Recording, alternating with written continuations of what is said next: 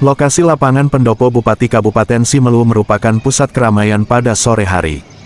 Di lapangan tersebut terdapat sejumlah aktivitas masyarakat, yaitu ada yang berjualan, ada jasa sewa mobil-mobilan anak-anak, dan juga sebagian masyarakat berkunjung untuk menikmati suasana sekitaran pendopo.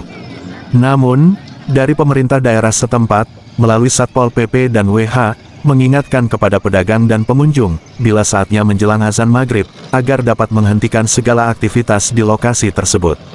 Himbauan tersebut merupakan perihal positif yang harus kita indahkan, agar dapat melaksanakan kegiatan ibadah salat maghrib terlebih dahulu.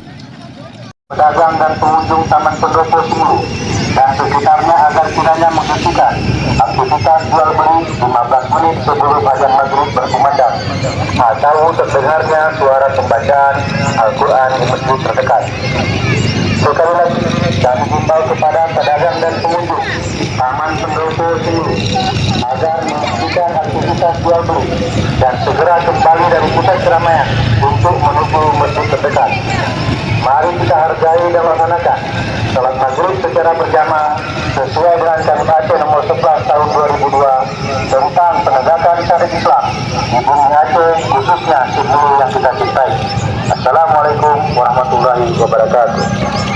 Video direkam pada hari Rabu, tanggal 10 Juli tahun 2024.